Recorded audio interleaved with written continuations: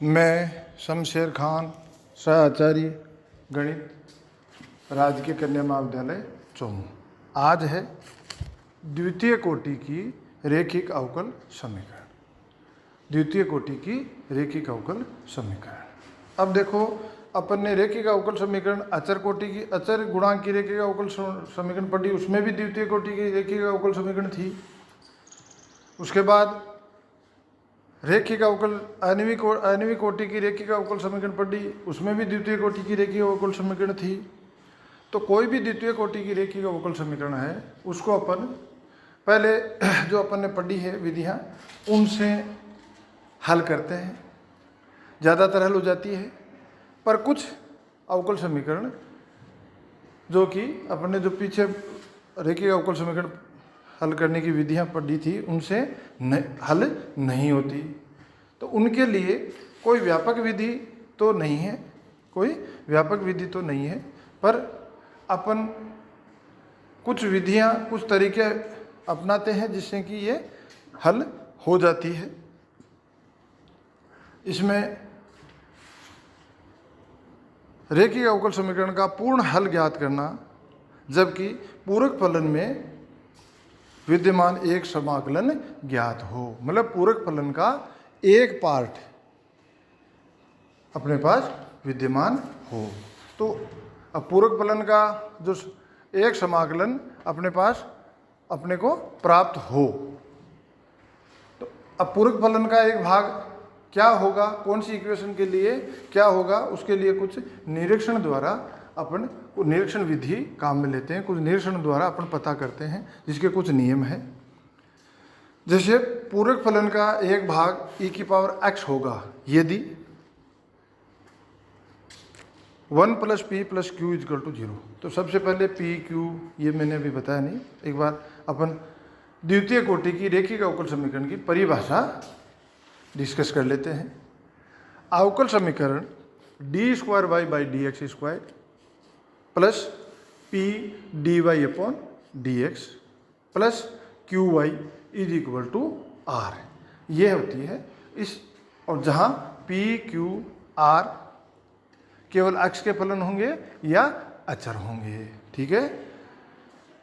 तो इस प्रकार की अवकल समीकरणों को क्या कहते हैं? द्वितीय कोटि की रैखिक अवकल समीकरण। तो capital P Q R equation में कहाँ पर होते हैं? P तो क्या है?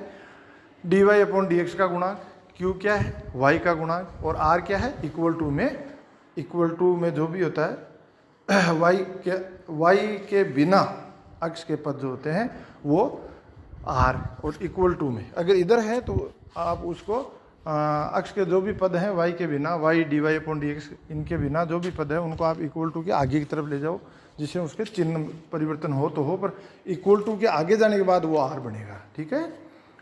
तो p q r क्या है वो आपको पता हो गया। अब अपन पूरक फलन का एक भाग क्या होगा, ये सारा इन p q r पे ही निर्भर करता है, और p q पे ही निर्भर करता है। इसके कुछ पूरक फलन का एक भाग ज्ञात करने के कुछ नियम हैं। नंबर 1, y = e⁻x, मतलब पूरक फलन का एक भाग e⁻x होगा, e⁻x होगा यदि 1 + p + q = 0 हो जाए। तो अपन क्या करेंगे, इक्वेशन को मानक रूप में रख करके फिर p q के मान देखेंगे और फिर उनसे पता करेंगे कि क्या ये 1 + p + q = 0 हो रहा है। यदि हो रहा है तो अपने पूरक फलन का एक भाग होगा e⁻x। यदि 1 - p + q = 0 हो रहा है, 1 - p + q = 0 हो रहा है, तो पूरक फलन का एक भाग होगा e⁻x। पूरक फलन का एक भाग क्या होगा? e⁻x। यदि m² + pm + q = 0 हो रहा है, तो पूरक फलन का एक भाग होगा e⁻mx।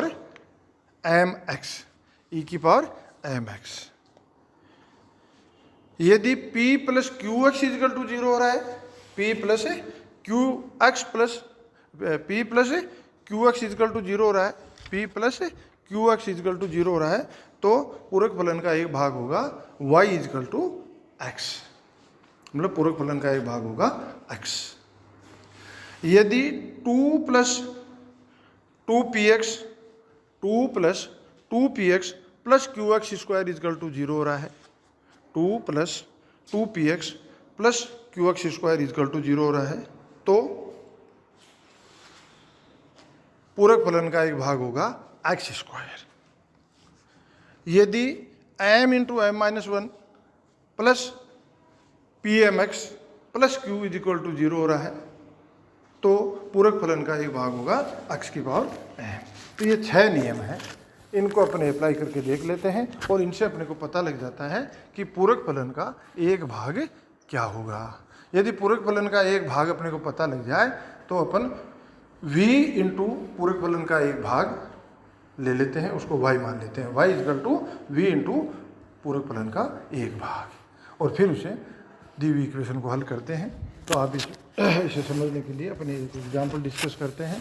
वो क्या है, हल करो x D square Y upon D x square minus 2x minus 1 D Y upon D x plus x minus 1 Y is equal to 0। देखो दिया हुआ इक्वेशन द्वितीय कोटि का रेखिक अवकल समीकरण है, पर यह मानक रूप में नहीं है। तो सबसे पहले इसे मानक रूप में लिखते हैं। मानक रूप क्या है, D square Y upon D x square का गुणांक क्या होना चाहिए, 1। तो x का अपन थ्रू आउट भाग दे देते हैं। तो इसका मानक रूप क्या हो जाएगा, D square Y upon D x square minus 2 minus 1 upon x D Y upon D x plus 1 minus 1 upon X Y is equal to 0। तो इसे अपने पास p इजकल टू हो जाएगा माइनस कोष्टक में 2 माइनस 1 अपॉन एक्स और q का मान हो जाएगा 1 माइनस 1 अपॉन एक्स। अब निरीक्षण विधि से अपन नियम देखते हैं। तो पहले नियम में इसको चेक करें तो 1 plus P plus Q is equal to हो जाता है 0। 1 plus P plus Q equal to क्या हो जाता है 0। अतः y इजकल टू ई की पावर x। अब आपके ये कन्फ्यूजन और होगा कि y is equal to we X ले रहे हैं, v इंटू ई की पावर x ले रहे हैं, और y इजकल टू ई की पावर x। तो ये y पूरक फलन ही, अगर पूरक फलन से काम चलता है तो y इजकल टू x लेते हैं, पर आपको ध्यान में रखना है कि e की पावर x पूरक फलन का एक भाग है। अब माना y is equal to v into e की पावर x, इसे d Y upon D x का मान निकाल लेते हैं, D square Y upon D x square का मान निकाल लेते हैं, और इन y D Y upon D x D square Y upon D x square का मान कहाँ रखते हैं, समीकरण नंबर 1 में रखते हैं। समीकरण नंबर 1 में रखें और उसे सिंप्लीफाई करें तो अपने को एक नया समीकरण मिल जाता है v और x में। वो क्या होगा, D square we upon D x square, D square we upon D x square plus 1 upon x D we upon D x is equal to 0। इसे समीकरण नंबर 2 दे देते हैं। अब यहाँ पहुँचने के बाद अपन अगला स्टेप क्या लेना है, D we upon D x को p मानना है। D we upon D x को p मानेंगे तो D square we upon D x square का मान क्या हो जाएगा, D P upon D X. और एक ध्यान रखना है, v और x में जो अवकल समीकरण प्राप्त होता है वो निश्चित रूप से उसमें y का गुणांक 0 होना चाहिए। कब D square Y upon D x square का पद मिलना चाहिए, D we upon D x का पद मिलना चाहिए, पर y का जो पद है वो नहीं होना चाहिए। नहीं होने का मतलब y का गुणांक 0 होना चाहिए। तो अपनी इक्वेशन क्या हो गई, d square we upon D x square plus 1 upon x D we upon D x is equal to 0। इसको अपन d we upon D x को लिखते हैं p, तो D square we upon D x square का मान क्या हो जाएगा, D P upon D x. ये मान अपन रखें समीकरण 2 में तो अपने को एक समीकरण नया प्राप्त हो जाता है, p और x में D P upon D x plus P upon X is equal to 0।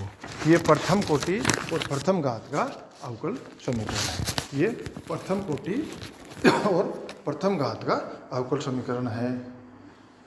इसे हल करें तो D P upon P is equal to minus D X upon x, D P upon P is equal to minus D X upon X, और इसे समाकलित करेंगे तो log p equal to log minus log x plus log c1 या p equal to c1 upon x।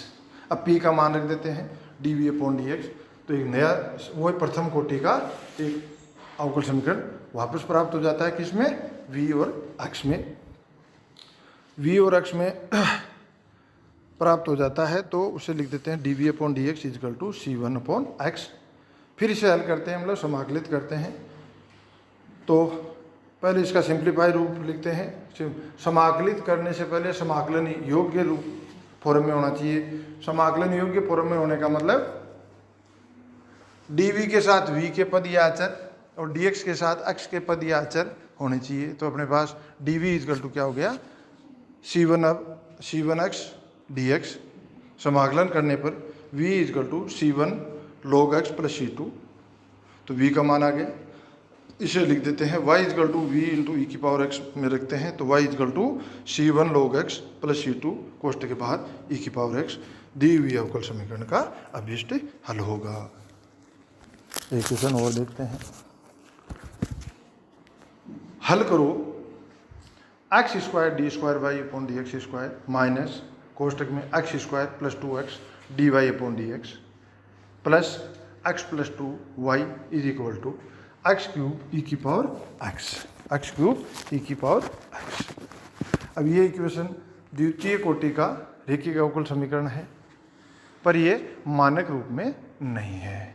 तो मानक रूप में लिखने के लिए वही D square Y upon D x square का गुणांक 1 कर देते हैं। तो अपना मानक रूप क्या प्राप्त हो जाएगा, D square Y upon D x square minus 1 plus 2 upon x D Y upon D x plus 1 upon x plus 2 upon x square y is equal to x ई की पावर एक्स, जहाँ p is equal to minus 1 plus 2 upon x q 1 upon x plus 2 upon x square. निरीक्षण द्वारा अपन देखते हैं तो p plus q x is equal to यहाँ 0 हो रहा है, इसको मतलब पूरक फलन का एक भाग होगा x। तो अपन मान लेते हैं y is equal to we X. Y is equal to we X मान के D Y upon D X निकाल लेते हैं, D square Y upon D x square निकाल लेते हैं। और ये सभी मान Y D Y upon D x D square Y upon D x square, ये तीनों मान समीकरण 1 में रखने पर नया समीकरण प्राप्त हो जाता है D square we upon D x square minus d we upon D x is equal to e की पावर एक्स। देखो यहाँ भी अपने y का गुणांक 0 है, मतलब y का पद नहीं है, ठीक है। तो सॉरी y का नहीं, v का गुणांक, v का गुणांक मतलब d we upon D x है, D square we upon D x square है, पर v का पद नहीं है, v का गुणांक 0 है। तो ये नया समीकरण मिल गया d square we upon D x square minus d we upon D x is equal to e की पावर एक्स। पुनः माना d we upon D x is equal to p, d square we upon D x square is equal to d P upon D x. दो से d P upon D x minus p is equal to e की power x, जो कि P में प्रथम कोटि का रेखीय अवकल समीकरण है। इंटीग्रेटिंग फैक्टर हो जाएगा ई की पावर माइनस समाकलन डी एक्स या ई की पावर माइनस एक्स। तो समीकरण 3 का हल क्या होगा, पी ई की power minus x, p e की power minus x is equal to minus समाकलन ई की पावर एक्स ई की power minus x d x plus c1 या पी ई की power minus x x plus c1 या p is equal to x ई की power x c1 ई की power x. p का मान लिखते हैं D we upon D X, फिर समाकलन करते हैं तो v इजकल टू एक्स ई की पावर एक्स माइनस ई की पावर एक्स प्लस c1 ई की पावर एक्स प्लस c2 या y is equal to we x is equal to x square minus x into e की power x plus c1 x ई की power x plus c2। तो जो पहले question में मैंने थोड़ी सी आपको एक बताया था कि तीसरा पद जो अपन d we upon D x v और एक्स में जो समीकरण प्राप्त करते हैं उसमें d square we upon D x square d we upon D x के पद होने चाहिए। मैंने वहाँ बोल दिया था तीसरा पद y का गुणांक 0, y का सॉरी वहाँ y की जगह आप v पढ़ना, लिखा हुआ v है, मैंने साइड में नोट भी डाल रखा है। तो v का गुणांक क्या होना चाहिए, जीरो होना चाहिए, मतलब वी का पद नहीं होना चाहिए। ये ध्यान रखना हर क्वेश्चन में। ये आप कोई किसी अपन क्यों जोड़ करके पहले बोलते थे ना, जोड़ का कांटा मिल गया, कांटा मिलाते हैं, तो ये कांटा है कि यहाँ तक पहुँचे तो अपन सही से पहुँचे या नहीं पहुँचे। यहाँ तक पहुँचने में यदि वी का गुणांक जीरो है, मतलब वी का पद नहीं है, तो फिर अपना यहाँ तक सही पहुँचे हैं और आगे बढ़े। धन्यवाद।